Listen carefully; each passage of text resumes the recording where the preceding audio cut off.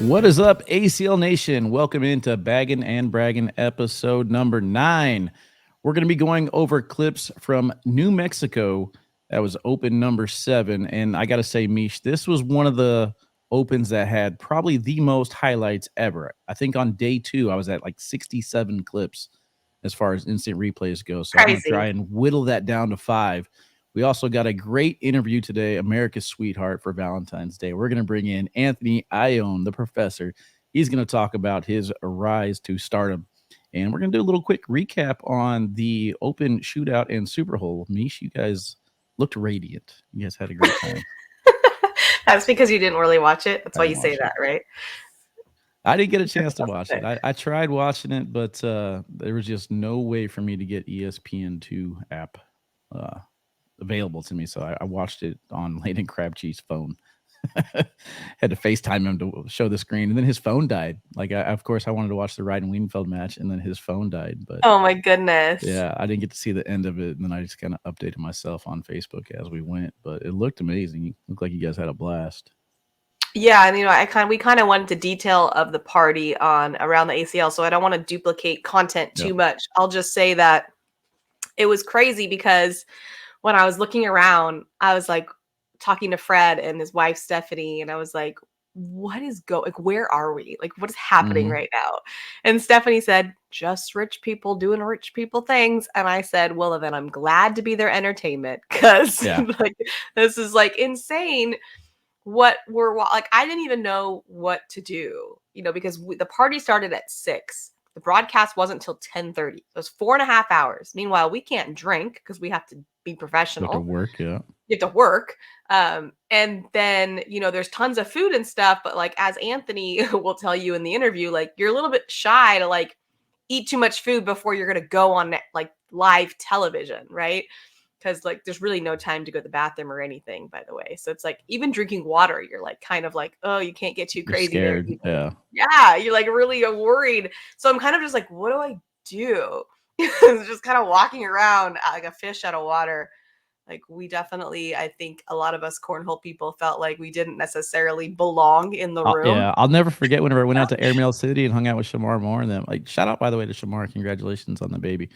But whenever I went out there and hung out with all the Hollywood stars, and like I felt like I didn't belong there. Windsor's just walking around because he's been there plenty of times, and I'm like all comfortable, opening the fridge. How do I ask a millionaire if I can get a bottle of water? You know what I mean? Like, I'm still trying to like maintain my manners. Like, hey, can I get a bottle of water? But then like do you think I care about that penny compared to what I got going on? And then meanwhile, 2 feet over to my left, there's a chef doing a TikTok live video about what he's cooking. And I'm like, oh my gosh.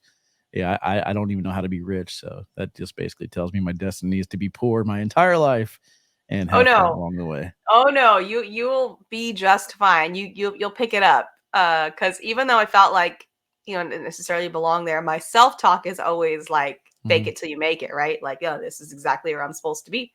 This is the room I'm supposed to be in. These are the people I'm supposed to be around. Like, I fit right in, even though I'm like, oh my goodness, this is so crazy. Yeah, I'll never forget whenever we were playing in a cornhole tournament, a charity tournament for Jason Mott Foundation. And it was really surreal because I'm sitting there playing bags and I'm winning the championship, right? This is the one that I won. But my moment isn't even winning the championship. My moment is watching this baseball player, Colton Wong, over to the right, get excited whenever I hit a shot. Like I normally get excited when he like has a diving catch. You know what I mean? Yeah. So totally. He's watching me in my element getting excited. I'm watching him in his element. It's so weird whenever the script is flipped and we actually become the celebrity in the entertainment. So yeah, and I'll tell you, like, we talked about how to pick the lines in this celebrity game, and you said, or I said, I don't even know how you pick it, and you said, I do. I'm going with the Justin Turner because he's a what's his position? Infielder. Yeah. Infielder. Yeah. And so when he won, and I interviewed him, I said, I think I asked him something like, what do you credit your success to tonight? And he said something along the lines of, I'm an infielder. Like, I'm used to this pitch. And so he did mention that, which I thought, hey, that's what Wally says smart. I'm sure you shouted me out on ESPN. I love it. Thank you, I Meesh. absolutely did not. Yeah, no, Ah, I just pretended like we've never met. No, I'm just kidding.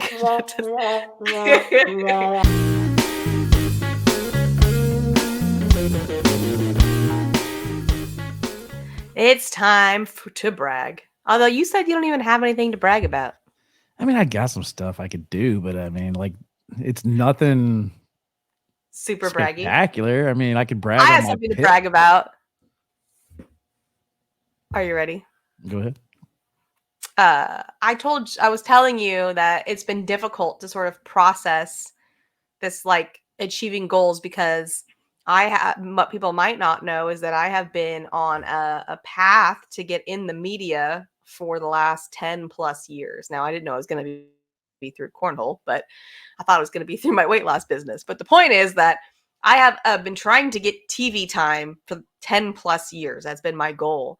And it's kind of crazy because when it finally happened, which I guess technically was Spencer McKenzie's, well, it was ESPN3, so it was on a streaming service. TV's Um, TV. yeah, I don't know if I really counted that necessarily because I was kind of like auditioning.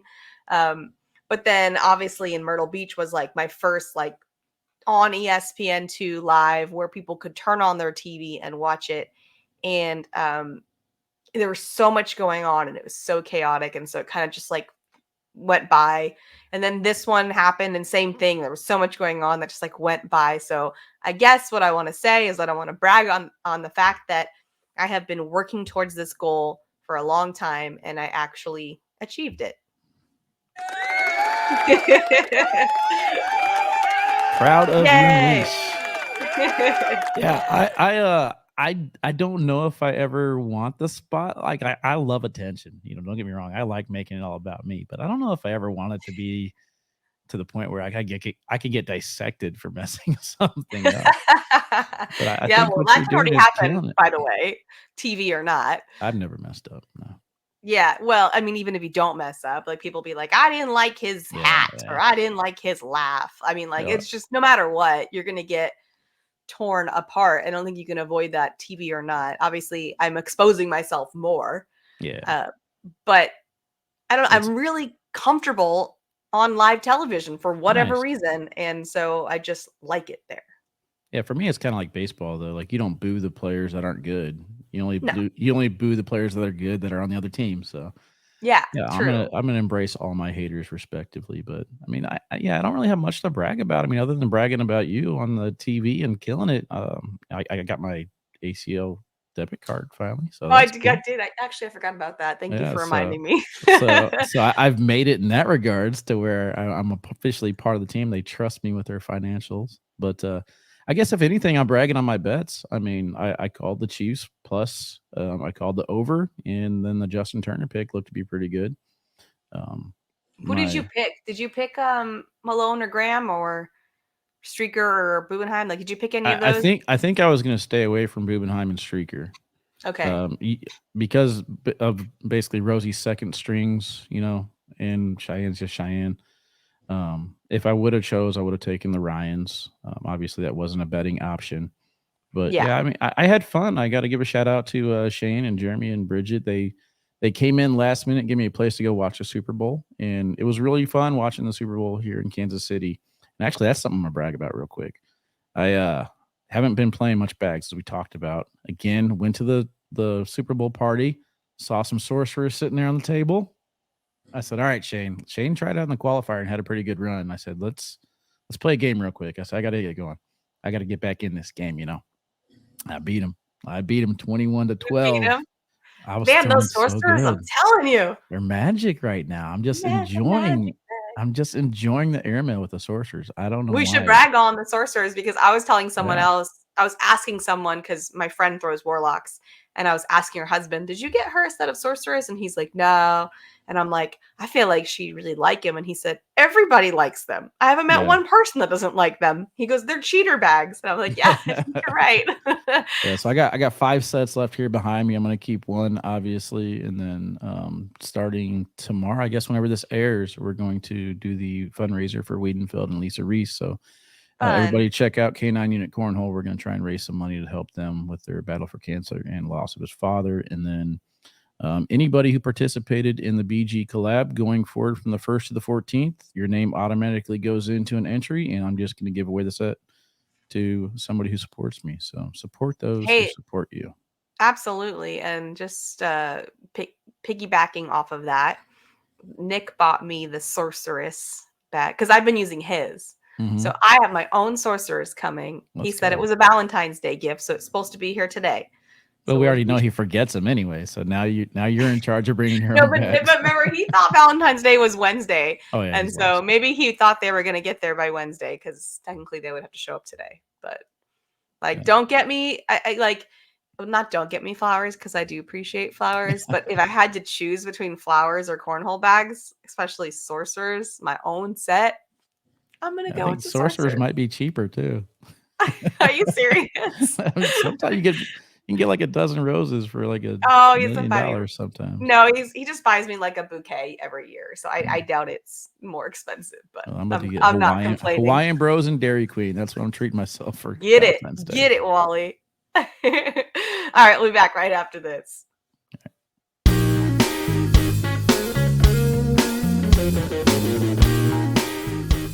All right, we are going to dive into these clips from Open number 7. As Wally mentioned, there were so many to choose from, and we got a lot of amazing clips from our youngsters.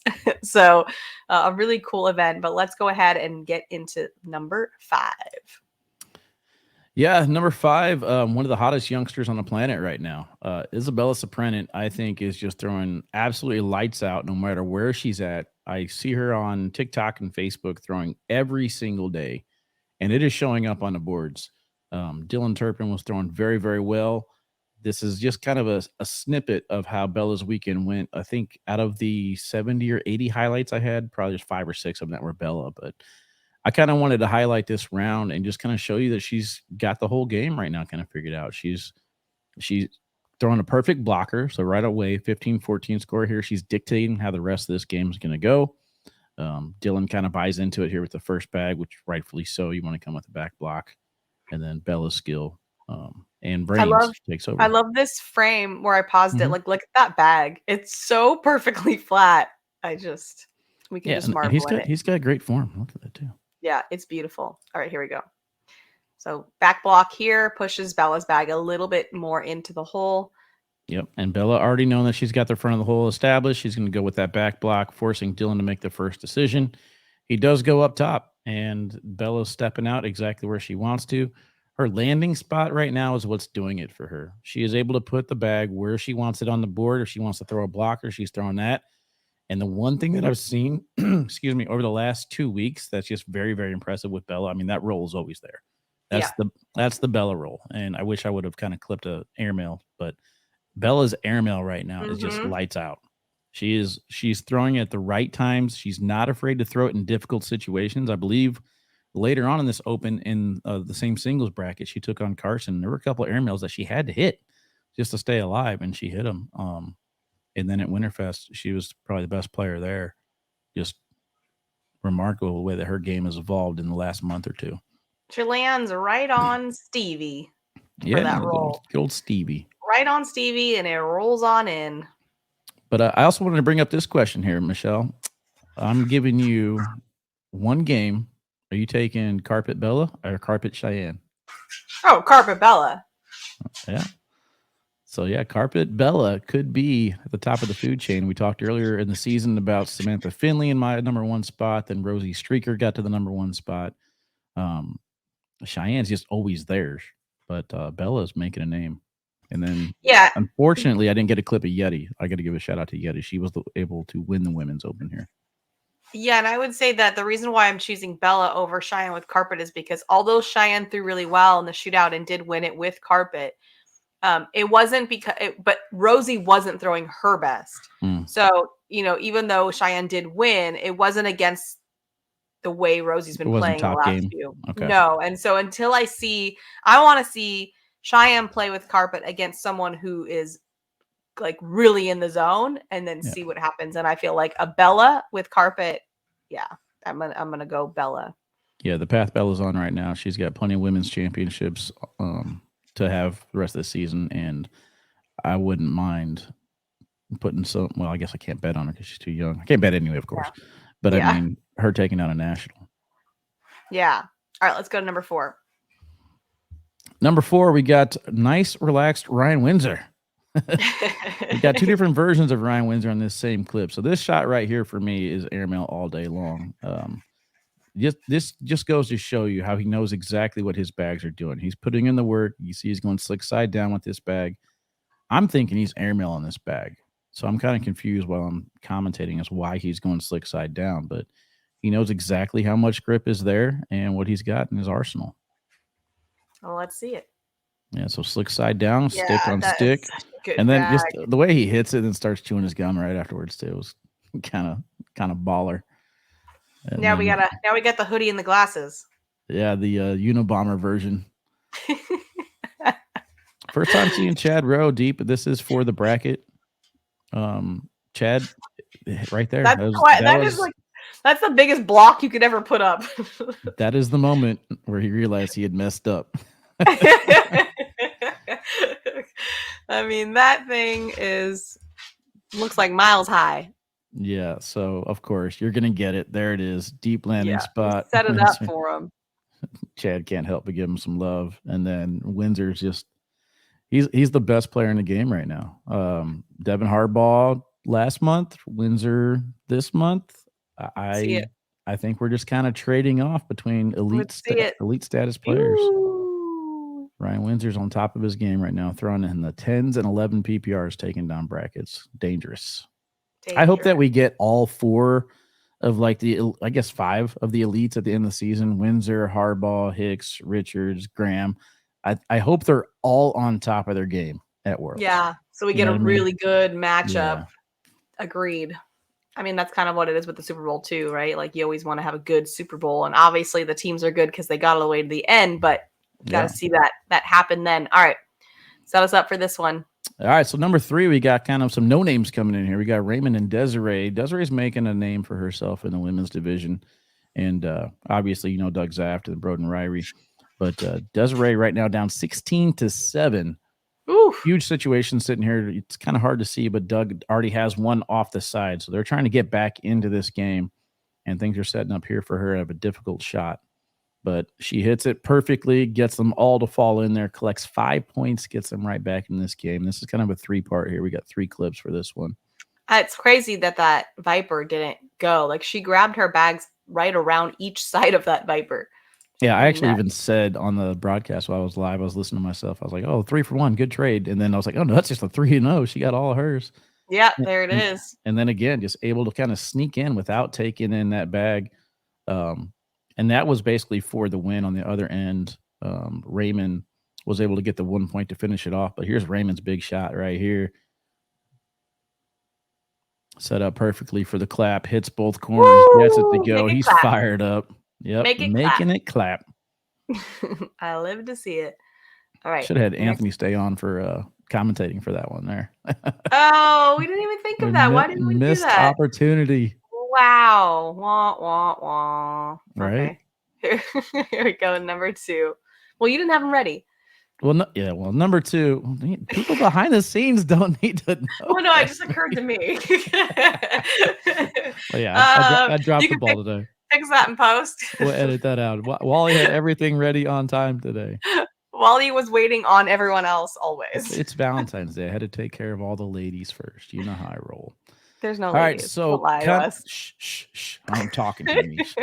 All right, clips number 2 and clips number 1. I couldn't do just one clip that lasted 3 or 4 minutes long because these 2 kids stole the show the entire weekend. Mm-hmm. The juniors division, remarkable. I mean, we saw Michaela Calby, we saw Alex Hicks, we saw, I guess Bella's 16. Mm-hmm.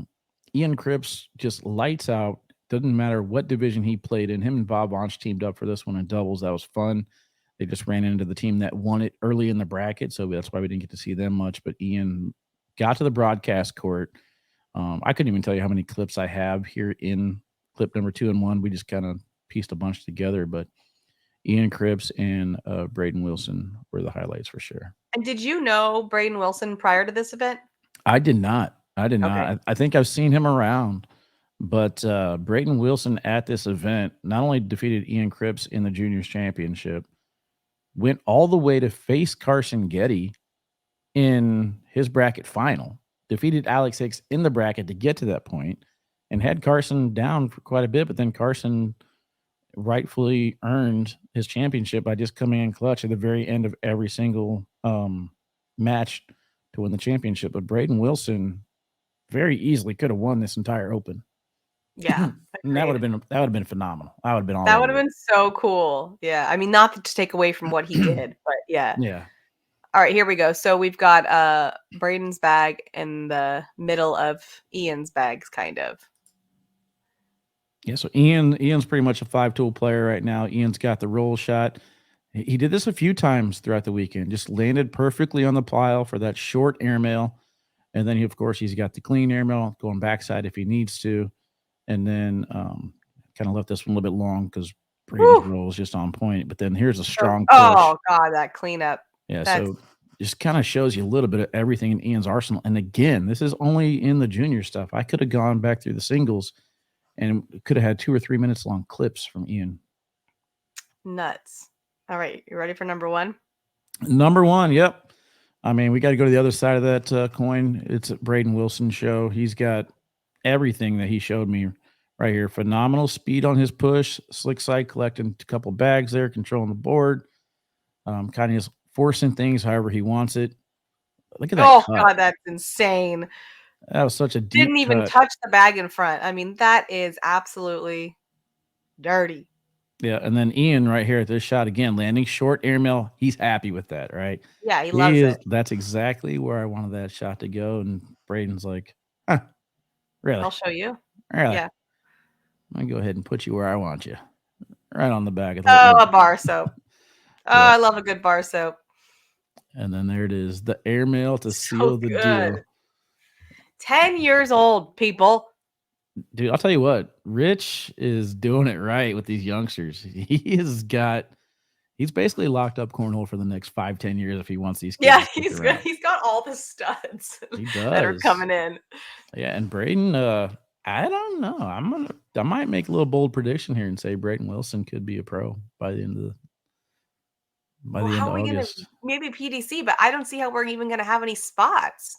I don't know. Somebody's got to fall out, and Ian doesn't look like it's going to be him.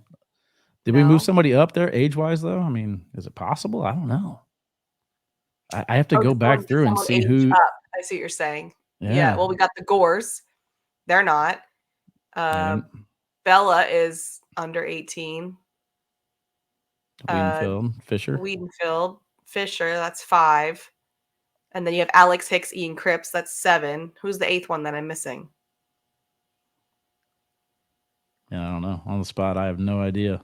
Okay, but out of those 7, no one's aging out, right? How old is Fisher and Ryan? Fisher might age out. Fisher might age out? Okay, Ryan's 16.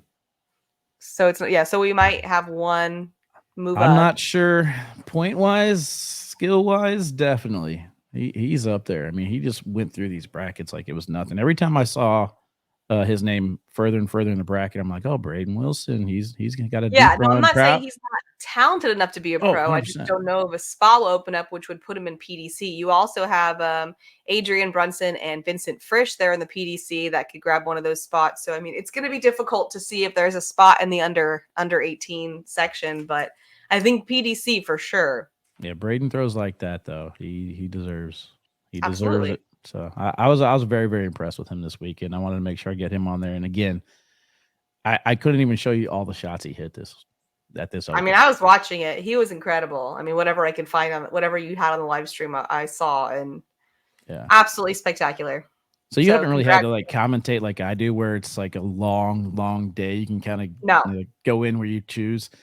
Like, I think it was the blind draw. I'm kind of just getting bored, right? I'm like, all right, we got this guy. The 21 next game. All right, cool. And then Josh is like, do you want these? Excuse me. You want these last 3 juniors matches? I'm like, sure. Like it can't get any more boring for me than this, you know. And then just woke me up. Like I was energized the entire weekend off of these 3 matches. So that's pretty crazy. It was awesome. Congrats to our junior players. We see you. And we can't wait to watch you continue to be as spectacular as you are. All right, we're going to take a quick break, and then we'll be back after this.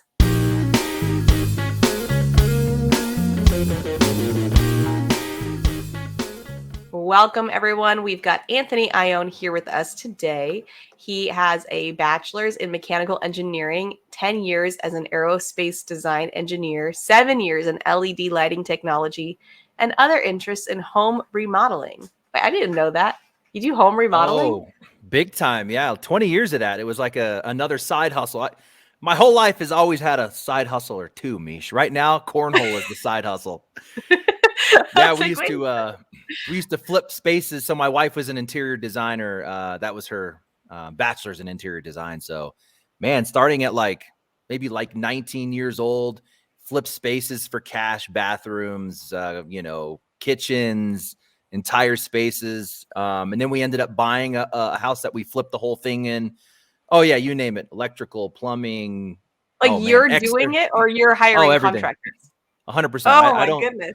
Yeah. There's only two things I haven't done in probably 20 years. One, I won't do mud and texture just because I think that takes like a special technique, and it's that last coat. You want your walls to look really good.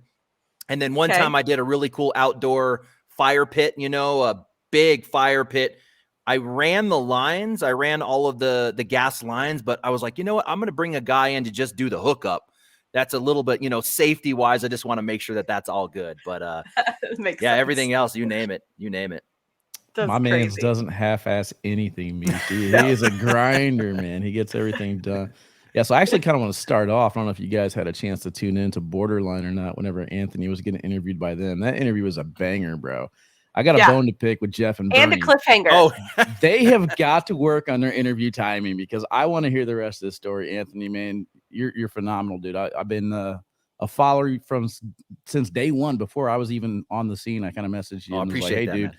You're killing it. I said, I'm going to be doing this at Worlds. I'd love to see you out there. And I met you out there. And, dude, it's been a great friendship ever since, man. So hats off to everything that you've overcome to get to the point where you're at right now. And congratulations, bro. You're called up to the big leagues now. You're the voice that everyone is going to love on Cornhole for the rest of your life, whether you like it or not. Yeah, no doubt. Yeah, that was fun. So just time-wise, me and Meesh just got back from Arizona for the Shootout 1 and the Superhole 1. So, we kind of had that was kind of our first run at that team, right? It was me, you, and Jeff. Mixed it up a little bit. We had Meesh, new stuff just from the sideline reporting, like the voiceover. I wasn't like the voiceover of Davis Streaker, you just kind of came in and I don't know if they have like a different audio in your ear, but I couldn't hear some of the communication coming back to you. So that's kind of cool. Just talking about people in the stands. And then of course the interviews out there. And then me and you did an opener, which was different. I usually do those with Jeff. So we kind of did a little I think they were calling it a little pregame opener, but yeah, that was a good time. Yeah. I'm excited for the whole season. We got 8 more of those to go, I guess. Well, I'm going to have to get the ESPN app because I still haven't seen it, but Anthony, really? I'm sure you were radiant. I'm sure you're very radiant. Anthony was radiant. No, Meesh is the radiance. Meesh is the radiance. She carries us. She carries us in that category. But no, I was getting FOMO from watching Anthony's little pregame clips on his cell phone. He's walking around, on the Cornhole Science, and this is what we got going on over here. Look at this wall of Ferraris, and I'm just like, I gotta be there, man. Wally, it was nuts, man. Like from the very beginning, I pull up, no parking. There was a valet thing there, and I'm like, all right, I guess I'm valeting. And my wife was there, Danny, and they said come dressed up. So we're dressed up, and we pull in, and there's this line of cars, and it was like Beamer, Audi, and then behind me was like a Land Rover, and I pull up in my silver little Nissan rental, and I'm like, throw the guy the keys. I'm like, hey, take care of that one. All right. No scratches or whatever. Something here doesn't belong. As soon as we get out of the car, it felt like red carpet service, or, there was this clear path, all these like bouncers and like people just like working. And then I hear Kat from the back go, hey, just wait a minute. I'll walk you in. It's easier. And I'm like, what are we getting into? But yeah, once we get through, they're like, it was VIP list only. You get checked in at the front. And then as soon as you walk through, it was almost like I think it was like a garage door or something. But yeah, it was a warehouse door. Mm-hmm. Okay. Yeah. actually leading up to that, there was like this path and there's this guy just like live painting on this wall. And there's this like woman she almost looked like she was painted into the wall. So then when she would move, you were like, whoa, what's going on there? That wall is moving. But yeah, once you move through the doors, it was just like, bam. It was like, I felt like I was at some bougie, like A-list, party. There was a woman swinging from the ceiling, like pouring champagne, like Cirque du Soleil style. I was like, what's going on here? And yeah, the drinks were just flowing. Actors, not that we could have athletes. Yeah, no drinks for us. Couldn't even eat the food. This fancy shrimp and like, high grade sushi is coming around. And I ate one of those, and Meesh kind of gives me the look, and I'm like, maybe I shouldn't have eaten that. That's probably not a good idea to be eating all this raw food like right before you go on air. You don't know what's going to happen. Right. But yeah, it was nuts. It was crazy, man. So let me tell you guys my viewing experience. Sounds like it was an amazing view for you guys, right? I'm laying in bed back in Illinois because I got to take my mom and daughter to the airport at 2 a.m. and it's like 1 o'clock when this is airing in Central or whatever. So late. Yeah. So then I have no ESPN2, so I had to shout out to my guy Landon Crabtree. I had to FaceTime him so he could show me the screen of the TV. So yeah, my viewing experience, not so much, man. But congratulations, you guys. It seemed like it'll be on the ACL Digital Network. I guess Trey said after 30 days. So even if you don't have the ESPN app, you can catch it there.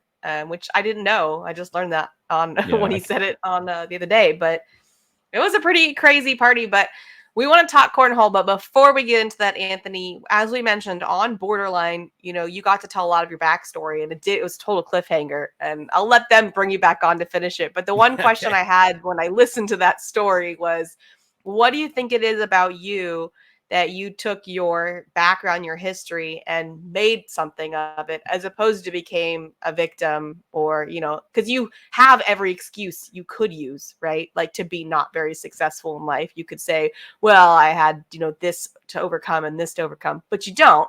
And you are very successful. So what do you think it is about you that helped you go that direction?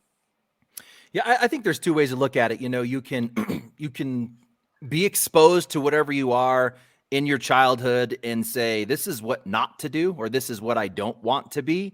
Or you can say that this is just my life. This is it. So for me, it just seemed clear from the very beginning that this just wasn't me. We were, we were extremely poor. We grew up in really bad areas. All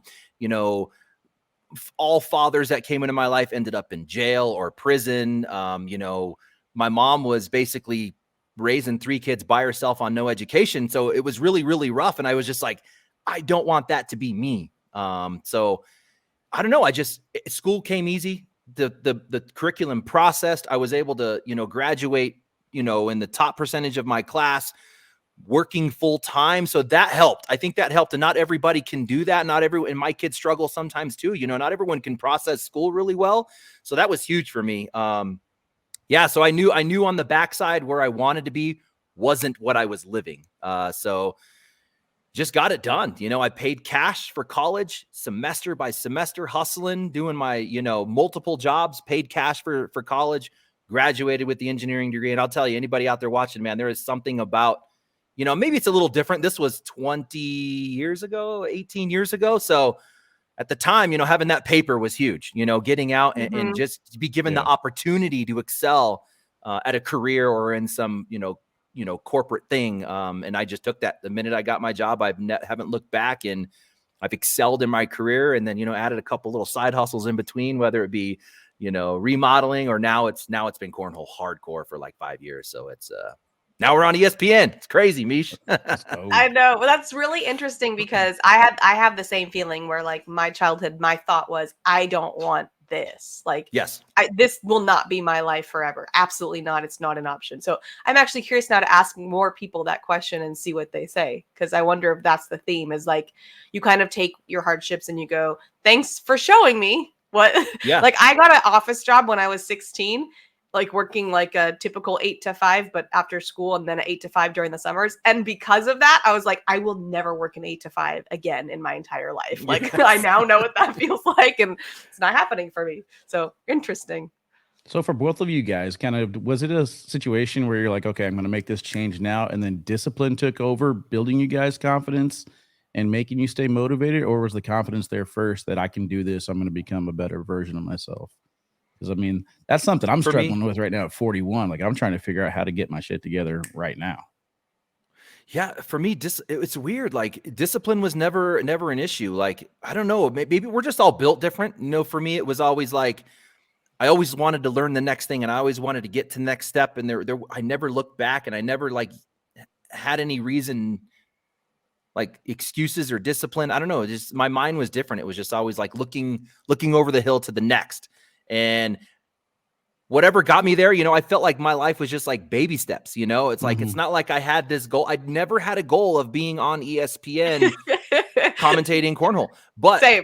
if you look at the series of events that got me there, it was just baby steps of me going, you know what? Hey, there's a challenge. I want to try and do that. Oh, I kind of learned that. I want to share that. I want to learn how to build a production. You know, we were the first in Mile High Cornhole here in Colorado. We were one of the first clubs to have dual camera streams, just because I was like, I think I can do this, you know? So I took, you know, the 10 hours of YouTube videos to learn how to do the software, OBS, and bought the equipment and got it running. And then it was like, oh crap, I guess like I need to commentate in this thing. So then I just started talking. I was like, I wasn't happy with the way it was going. Now I want to get better at the commentating. So then I started doing that. And then it was like, oh, I could share through Cornhole Science. I just made a brand. I was like, I think I can just share what I've learned. And then it was like, I wasn't happy with that. So I put more videos and more videos. So the baby steps to get there, I didn't have an end game. It just like, I think that it was just the steps led there just naturally. So it was just weird. I think we found a rabbit hole to go in for the second part of this interview, Meesh. I know, totally. I was going to say for me, I think it came from, I cannot stand excuses. Like when people act like victims and give excuses, it's my pet peeve. So I certainly couldn't be the person that did that. All right, we're going to take a quick break and come back with more with Anthony Ione.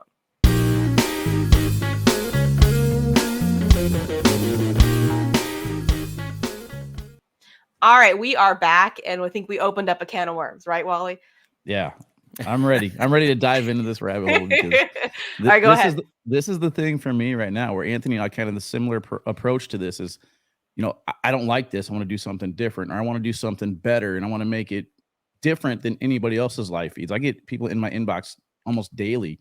How do you do this? How do you do that? And it's like, you mess up, you mess up, you mess up, you mess up, and then you get it right, and then you think, hey, I want to do something different next.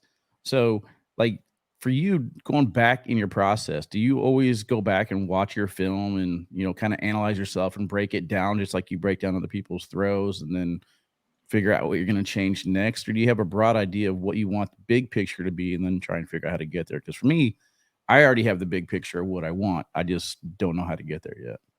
1000%. Yeah, I'm a huge film guy. I've already watched the ESPN broadcast 3 times. So, you know, I'm looking for different things. I'm looking for, you know, first I'm looking for my piece, and then I'm looking for how people react to that piece. You know, then I'm looking for how Meesh did, and then how maybe I can engage with her better, you know? So it's like every single time I look through it, I want to pick something else out to be better. And then now I've never looked at NFL games or, you know, NBA games or anything and really paid attention to the commentary. I mean, I listen, but I've never really like just paid attention to the commentary for the past. For the past year, I've been watching sports to listen to the commentary because now I'm like, what is he doing? Oh, he inflects his voice at this time. Oh, I think I can implement something like that. Or, oh, I like the way that he kind of, you know, analyzed that, and I could probably do something similar in cornhole. So I analyze myself, and then I look at other people and kind of just package it all up and say, how can I make the overall experience for cornhole better? So yeah, I'm huge on that. I 100% relate to that because now I'm watching like the Super Bowl and they have a graphic pop up in a transition. And I'm like, ooh, I know how he did that. I could do that one. I could do that. Yeah, exactly. I like it. I think it all comes down to like everything you're saying, Anthony. I don't necessarily do all that necessarily, but I have a massive belief in myself. And I think, Wally, this is something that really helps. So Anthony, can you talk to like, I guess, how did you manage to have such an incredible belief in yourself? Because you're like, I think I can do this. Well, not everybody has that thought. I think I can do this. So where do you think, or how can you help people get more of that? Yeah, that's Meesha's getting deep. You know, Meesha's got this welcome to the show. Psychology part going on here. You know, so is this a confidence question? Like just how to it's confidence. So, like for me, I feel like, and I tell my kids this the same thing, like I think for me, I get my confidence from over preparation. Like even going back to school, if I have a speech the next day or some presentation in class and I practice it once, I'm going to stress out. I'm going to walk in with no confidence. So I'm the guy that practiced it 10 times in front of the mirror. I just want to make sure. So I over practice, I over prepare so that I feel that like just anxiety and that stress go away from over preparation. Now, don't get me wrong. The first time I was on TV, I was freaking out, but I was really relying on the fact that I had run scripts through my head multiple times and I prepared for possible failure modes. We call it failure modes in engineering. Like, okay, if this goes wrong, how am I going to react? If David, the production guy, throws a graphic in front of me that I've never seen before, what possible graphics could he throw in front of me? So I'd go, he's definitely going to put something in front of me, Cheyenne Renner, Jamie Graham. So then I might just kind of organize some thoughts on those things. So for me, over preparation is confidence, and it really helps to just shed some of those nerves. But those nerves still happen. But Well, I think human. it would be a lot worse. I think it would be a lot worse without preparation. We're so opposite, Anthony. We couldn't be more opposite. Oh, I know. I was impressed. I was impressed when you were when we were going into the ESPN broadcast, and she's like, "Do you have?" I'm doing some research. I'm going to try and prepare some stuff. Do you have something already written? Because I don't want to redo the same thing. I'm like, "All right, let's go, me. She's preparing. I love this." I think we got to give a shout out to Trey though, because of the team he's put together here. We all have different personalities and different approaches to things. So yes, the ACL content team is kind of attacking it at all different angles. We got the content girls, they're doing their TikToks and they're entertaining me. I'm watching them every single day on TikTok and laughing. And you guys are applying a professional approach to it on the broadcast. And I think I've talked to you about this before, Anthony. Like, that's not my strength. I think my strength is going to come from interacting with the chat quite a bit more. Yeah, you're really awesome with that. Yeah. Yeah. And just, commentating on that. But I noticed I got some weaknesses that I got to be more fluent with my approach and more confident whenever I'm speaking about certain aspects of the game. What's one thing that you want to change or improve on as you go throughout this season? It's definitely working with Jeff. So long I was a single commentator, behind the boards with a phone.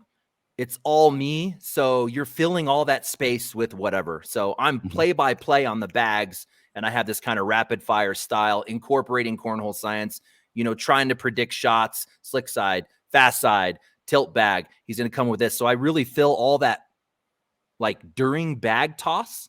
But when you get what I'm learning is when you get on the ESPN, Jeff McGarriger's the play-by-play guy. He's the guy that's supposed to be talking bag for bag for bag. I come in as the color guy. That's my role. And I just analyze what happened or speak to a big picture of what happened. So making sure I don't talk over Jeff, giving him his space. I really think that that's where I need to work on. And that was what I was looking for first.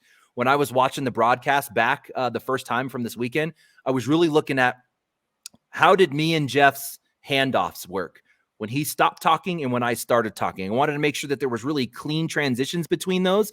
There were 2 times where we overspoke on each other, and that was my fault. Like, I get excited, someone hits an air mail, and I'm like, bang, he hits the air mail. But then Jeff had already kind of came in at the same time and was like, and he gets it. So we both reacted at the same time. Now, that might be okay, but I feel as I'm watching football, I realize the play-by-play guy reacts first, then the color guy comes behind, and he has the same inflection and the same excitement, but he did it at a different time. So it's staggered. Yeah. Exactly. So that's definitely an area I can work. That's really interesting. I feel like what you say you're good at, like filling all the time, is the hard part. That's why we always joke about commentating with Anthony is so easy, because you just have to sit back and let him do his thing, and then everyone will be like, "Yep, sure did." Well, like I said, I haven't had a chance to watch it, but Trey and Jeff, they have their own approach. Are you going to try and get somewhat close to that? Or are you going to have your own little flair and your own thing to it? Because I don't get the impression that you and Jeff are going to pull off the same Trey and Jeff. Right. Yeah, I definitely want to have my own thing, and I've really been thinking about that. And at the end of the day, what it came down to is me just saying, I just need to be me. Yeah. Because I'm already different than Trey and Jeff personality-wise. So I'm like, just be you. I'm probably a little more slang, a little more less formal. But I think I have my own different style of excitement. So I'm like, just be you and let that come through. And I think that'll naturally be different than those 2 guys. Yeah, I've tried to mimic you and I can't do it. I definitely can't do it. I would not even try, to be honest. But no, I definitely think that's the way to go. And also to build fanships. You know, I think it's important that we build fans for the players. But if we're going to be the content team and the commentators and the broadcast team, we want them to get used to us as well and to be invested in and to get excited to hear how we interact as a team. And I think it's helpful, at least in this sport, that we all get to see each other so much and hang out and have personal relationships. And I think that will come across. Like, yeah, I know we're running out of time here, but do you think that there's something to say about the closeness of this team and how that comes across the screen? Yeah, absolutely. I mean, we were living the Airbnb life, Wally, last week. We got really close. I mean, there were, what, 7 or 9 of us in one house. We did that in Winter Haven. It was awesome. I think we should do it again. Yeah, it actually worked out better than I thought. You know, when you first hear, you're like, oh, okay. We're all sharing a space. 7 people, 8 people. How's that going to work? You know, my wife was coming, so I was more, I don't care. I'll sleep anywhere. Yeah, I don't care about that. I was more worried. Man, I hope my wife's getting, you know, I was like, hey, so check this out. We're going to be in a VRBO. So it actually turned out really good. But yes, I think that's important. You know, hanging out and mingling at a, you know, informal, formal level. Because when you get to the ESPN broadcast, and this was a good weekend, a good example, Meesh, there's a lot of chaos going on. The audio's not working. So people are at their limits, you know, they might freak out for a minute, but if you have that friendship level and you know them on that level, you know, it doesn't bother you. You know, you're like, all right, he's just having his moment. Let's have him do his thing. We'll be good here when we get back, you know? So I think that's super important. Yeah, I can kind of relate to that because I went to South Carolina and I got to see Trey behind the scenes. We were kind of working on the equipment and some things just weren't working. And like, I think the first time I heard Trey cuss, I was like, oh, he's a normal guy. All right. And then he doesn't cuss, Wally. Oh, you know, man, it caught me airing all his dirty laundry out here. It caught me off guard so bad. Whenever you get to working on technology with me and Trey, yeah, we're both cussing. But before we close out here, Meesh, I wanted to throw one quick personal question. I went out to Colorado one time for the Armed Forces tournament, hung out with Anthony for a little bit. We played one game. He might not remember this because, you know, he's big time celebrity, ACL, former. We played one game, Meesh. Who do you think won that game and what was the score? Anthony might not even remember. Just a singles game between you two? Yep. Well, the way you're saying it makes me think you, but I don't see how. I have to say Anthony, and I have to say, let's go 23-5. No, so Anthony was throwing the all slides. He was kind of working on perfecting his all-around game, throwing the faster bags. It was kind of a game where we both started kind of like feeling each other out and seeing what we could do. But Anthony got me 21-20. My man's is real. 21-20. My man's is real. I scripted it perfect, Meesh. I'm like, I want this game to be close. So I kept him hanging in there and then bang, hit him at the end. So I want to play him with carpet and me playing with slinkies. We'll get this underway at some point. Oh, yeah. I love it. All right. Anthony, it was so awesome to hang out with you this past weekend and here during our show. Thanks so much for your time. We appreciate you. Thank you for having me. You guys do an awesome job on the show. I don't miss a show. So thanks for having me. I appreciate it. Thanks, brother.